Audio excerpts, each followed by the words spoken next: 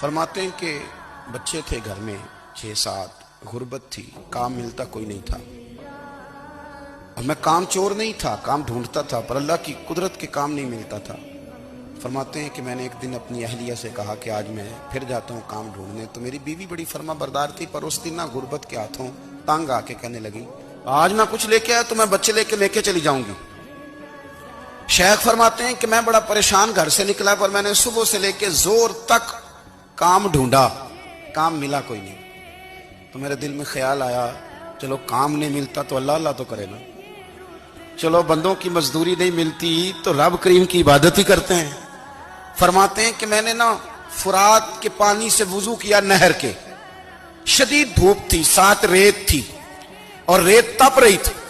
मैंने अपना रुमाल वहीं मुसल्ला के तौर पर बिछा लिया और फरमाते हैं कि जोर से लेकर असर तक नमाज पढ़ी, धूप भी पूरे जोर पे, पर मेरे सजदे का जौक भी पूरे जोर पे। मैं सजदा करूं तो फिर मेरा उठाने को जी ना चाहे। फरमाते हैं कि असर तक मैंने नफल पढ़े और मैं वहां से चला। अब मैं जब निकलने लगा तो दिल में ख्याल आया कि छोटी छोटी दीवारें हैं घर की, बगैर कुछ लिए जाऊंगा तो बीवी दूर से देखेगी तो शोर करेगी कि फिर खाली हाथ आ गया है। कहते मैंने अपने उसी रुमाल में जिसपे मैंने नमाज पढ़ी थी ना, रुमाल में, कहते हैं उसी में ना मैंने कुछ रेत भर ली कि वो दूर से देखेगी तो समझेगी कुछ लेके आया है। चलो जाके उसे बता दूंगा कि आज फिर मजदूरी नहीं मिली।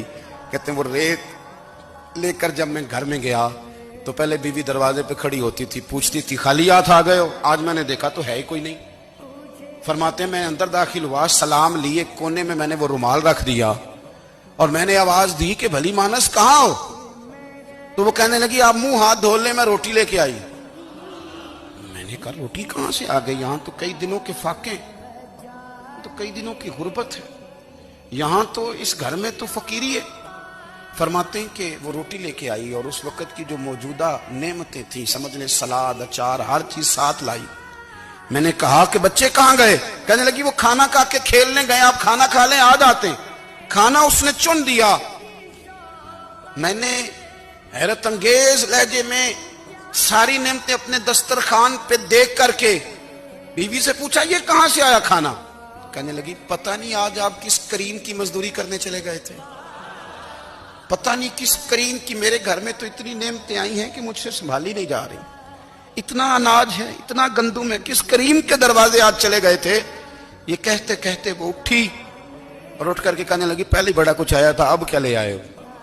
और जा करके ना उसने वो रेत वाला रुमाल खोला। कहने लगे मैं तो लेके आया था रेत, तो मेरे रब ने उसे भी सोने और हीरे बना दिया था।